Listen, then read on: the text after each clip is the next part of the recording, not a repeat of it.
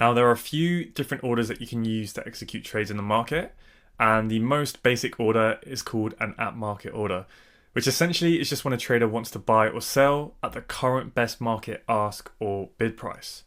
So it's when you're just looking to instantly get into the market and you don't really care, it's just whatever the current market price level is, you just either want to sell or buy, or obviously just exit your position at that current market price. So if you just want to instantly buy an instrument, you will get filled at the best current ask price. And if you want to instantly sell an instrument, then you will get filled at the best current bid price.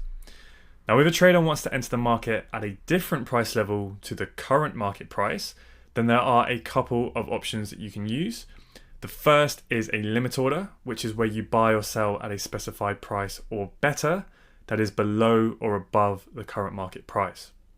So if you set a buy limit order, then you are setting an order to buy the instrument at a price that is lower than where the current market price is trading at. So you would set your buy limit with the intention that price is going to come down to that level where you set your limit order.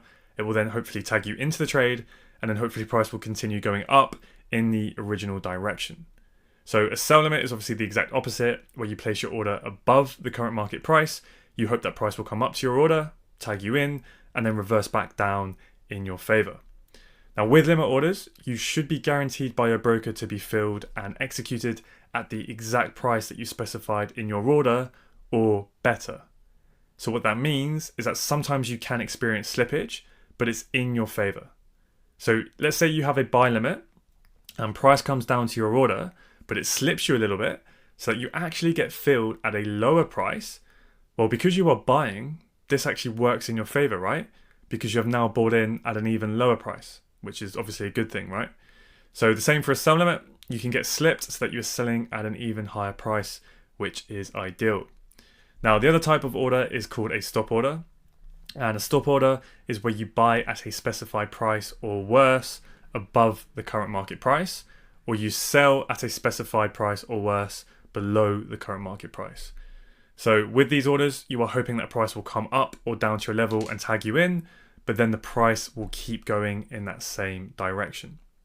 Now, both limit and stop orders are used by traders to enter positions.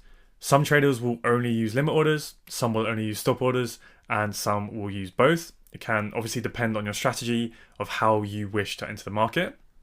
However, whether you are already in a long or in a short position, no matter what your strategy is, you will always be using a stop order for your stop loss. So if you are in a short position, you obviously want price to go down, but in case it doesn't, and it keeps going up and it goes against you, then your stop loss is essentially a buy stop order. Because if price keeps going up against your short position, you will be stopped out with a buy stop because you need to buy back your short position from the market, right? Likewise, if you are in a long position, then you want price to keep going up. But if it doesn't and it keeps going down, then your stop loss order will be a sell stop because you need to sell back your long position to the market. Now, one of the other differences between stop and limit orders is that you can experience negative slippage on stop orders. So you will either be filled at the price level you specified or worse.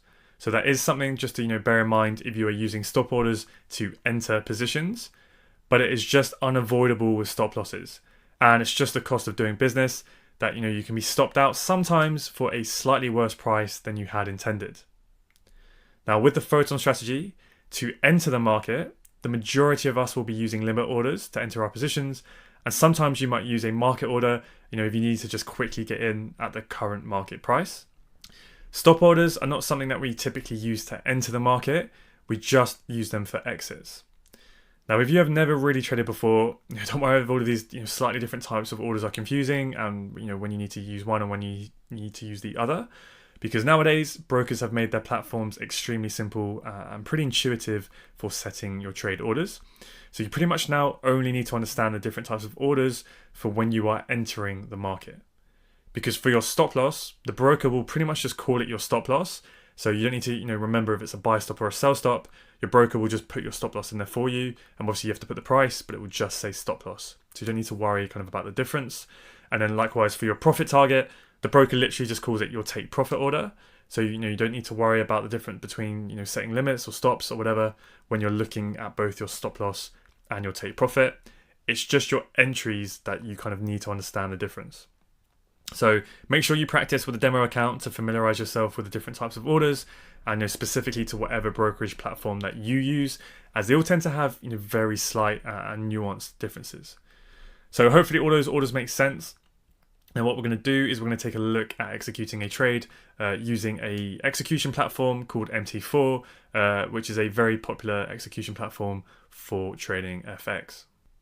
So you can download MT4 from their official website. They do now actually have a native app for Mac OS if you don't have a Windows system. For a long time they didn't actually have a native Mac app, but they do now, so you can download that here or whatever platform you're on. And obviously they also have the phone apps as well. So once you've downloaded that, what you can do is then you will have basically a piece of very horrible looking software, really old school looking software, almost like Windows 2007. But yeah, that's essentially MT4. Log in with your account down here if you haven't done so already. So whether you sign up for a demo account or a live account with whatever broker you use, you can punch that into here and you'll have something that looks like this. Now your charts might look a little bit different to this. You can obviously go in, if you right click any chart, you can go down to properties and you can start to play around and customize with the settings. But I don't want to focus on that for now. This is purely just about focusing on trade execution. So you'll have your pairs over here as well. Kind of if you want to load those up, you can just drag and drop any pair into the window and it will populate that pair. Of course, you can flick through the timeframes up here, right? And you've got your bid price, you've got your ask price. The spreads are very, very tight on this raw spread demo account. So this shows the spreads here. So see here where it says 1 or 3, that's micro pips, that's not actually pips. So if it says 2, that's a spread of 0.2 pips, okay? And you can see that between the difference between the bid and the ask price there. And that's pretty much it. This is where you'll log into your account, and then you have your trades will be shown down here. And your account balance and history, and if you go into that tab there, if you want to see your prior trade. So let's imagine you've been on TradingView, right? You've sized up the trade that you want to get in, and then you have gone on your position calculator and you've put in there your stop loss size, your account size, right, etc. And you know your lot size, and now you are ready to enter the market. So let's say that we wanted to get long somewhere down here. We've already sized it up on TradingView. What you can either do is go up to here and click a new order, or you can just right click the chart here and go down to trading here, and then you can click new order there, or you can press F9 to pull up this window. So euro dollar, that's obviously the pair that we want to trade. You can put in your lot size here. So hopefully you should have done that in the position size calculator already. So let's say that we want to use 10 lots. Now if you just click sell or buy, that obviously just put you into the market at the current price. You will buy at the ask or you will sell at the bid, okay, and then you'll be instantly in the market. So yeah, if you do want a stop loss, obviously put that in here as well, what price level you want that stop to be, and then if you want to do a take profit as well, but you can do that once you're in a trade. But I'd recommend if you're entering at market, probably try and put a stop loss in there just in case the market moves against you pretty quickly. But what we're going to look at is pending orders. So remember, for pending orders, there's generally two types. There's either a limit order or a stop order. So generally with the Photon strategy, as you'll learn as we go through the technical analysis lessons, is that we mainly use limit orders. So this is where if you're buying, price will be higher than the level at which you want to buy at. So for instance, we'll put in our buy limit, right? Because remember, we want to buy somewhere down here, right? And then we can put in the price at which we want to buy at. So let's say we want to buy at 1598. So 1.1598. Now this, you can put an expiry for when the order will be cancelled, but I don't typically tend to use that. And then once you've put in your entry order, then you can put in your stop loss. So let's give it 1.1594, so we can give it a 4 pip stop loss, and we'll leave the take profit empty for now. And then you would click place order, and then that successfully tells you that your order has gone through, so you can just click OK. So here you can see, if you just open up the euro dollar chart, we now have a buy limit down here. So what we would be hoping was going to happen is price is going to come down, take us into the trade, ideally not hit our stop loss, right, and then continue up in our favor. So if you kind of hover your mouse over the stop loss, it will show you what you're risking. So you're risking 4 pips. Remember, it says 40, but that's essentially points. So if you see 40, just divide it by 10, and that is 4 pips. And that's your risk with 10 lots over 4 pips. That is a $400 risk, okay, on euro dollar. So what you can do from here is you can drag and move your stop loss like that. you will need to accept the conditions for one-click trading. Okay, if this pops up, if you haven't done that before, that window will only come up once, and then you can obviously drag and change it. But just remember that when you do that, and you do that right, you are not changing the lot size of your trade. See down here it says your lot size that you have active. That will not change. All you're changing is where your stop loss is. So if your lot size is staying the same, remember, and then you make your stop loss bigger, that means you're going to have more dollar risk, right? So maybe you only intended to risk $400, but if you make your stop loss wider, you're now risking 520, as you can see, right, with a 5.2 pip stop loss.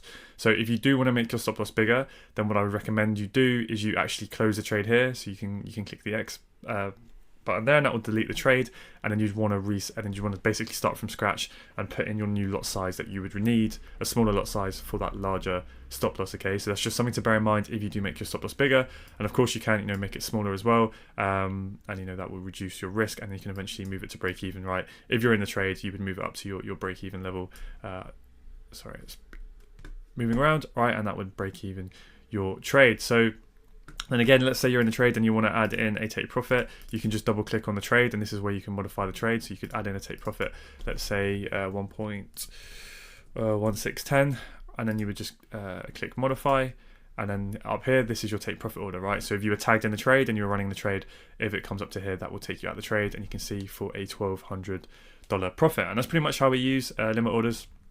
Along with stop loss, you can see how it just calls it your take profit, right? TP, stop loss, stop loss. You don't need to worry about what types of orders they are. It's just for your entry order where you need to understand the difference between market, limit, and stop orders, okay? And yeah, now if you want to do kind of partial profits, the way you can do that once you're in the trade, in fact what I'll show you is, let's get into a trade, and what we'll do is an at market trade just to get into position. So you can either, like I said, go into trading, right click and do a new order, or click the new order button up there, or press F9, right, to pull up your order window. Now if you just wanted to enter at market, you can click buy or sell here, or what you can also do, which is a little bit quicker, is if you turn on one-click trading, which is here, right? So you can press Alt-T or click this window here. You'll get a little pop-up up here, and this essentially is where you can quickly buy or enter at the market. But you obviously need to put in your lot size up here. So let's say we want to get in at 10 lots, and let's just say we wanted to instantly get long at the ask price, then we would click buy, okay? As you can see, we're now live in the market, and we are running a little bit of profit, but we are actually net down because of the commission, okay? So you can see the trade is running in $40 profit, but the commission to enter the trade costs $70, so we are net $20 down, right? That's us in the trade, but remember, you don't have any stop loss on at the moment, so you quickly want to go in there, and you would want to modify the order, and you want to put your stop loss. You can either do that and type in the price, or maybe you want like a 5 pip stop loss, then you would put in, that's 50 points, then you would click copy, that would put that in there, which would be 5 pips away from the current price level. And now you have that 5 pip stop loss, okay? Shows you your risk there. It's done at about 4.8 pips from where you've entered. And then you can obviously, if you want exactly 5 pips, right, you can drag that down. Let's see. Yeah, now you've got a bang on 5 pip stop loss in there, and now you are in the trade, okay? Now, if you want to do partial profits, what you can do is you can double click to open up the trade window again. And then what you would do is you would click into here where it says modify order. And if you go to market execution, right, now you're in the trade, what you can do is if you want to close out a partial amount of the volume, so it's a 10 lot trade, let's say, for whatever reason we want to close 20% of the volume, this is where you would go in and you put in the amount of lots that you want to close out. So 20% of 10 lots would be 2 lots, and then you click close, right, and that will close out 20% of the volume of your trade. So now you only have 8 lots running. So you'll obviously understand why we'll do this as we get later on into the management side of things when we look at that, but that's just so you can understand kind of the basic way in which you can manually partial out your trades. So then if you go into account history, here you can see those trades that we have executed. So we had that buy limit order initially, but we cancelled it, right? So that's why nothing then happened. And then this is showing that 2 lots that we just closed, where it was for a $6 profit, right? So then we go back to the trade, and this is what your remaining trade volume is on here. And that's how you're in the trade. And that's pretty much kind of everything I want to cover from a very basic market, very basic trade execution point of view using MT4. There are plugins that you can download, scripts that will kind of help you do a few more advanced features, especially with splitting out your trades into multiple trades, so you can have sort of more advanced partialing techniques. But again, we'll talk about this at a much later date in the course, but I will link those below in the notes below the video. Another thing I'd add as well is, MT4 is not the only trade execution platform. There are some other platforms that are a lot more modern. such as C Trader, and a lot of their own brokers have their own sort of pretty decent web platforms as well, which you can check out. But this is just kind of quite a bog industry standard that a lot of people use. So yeah, I just thought, for the sake of a tutorial, this would be the easiest platform to show how you can enter, modify, and exit trade. So let's just say we wanted to exit this position, right? You can obviously just manually click there as well, and then boom, you're out of the trade. Okay, so that pretty much wraps up MT4. As always, if you have any questions, please feel free to drop them in the comments below, or hit us up in the community.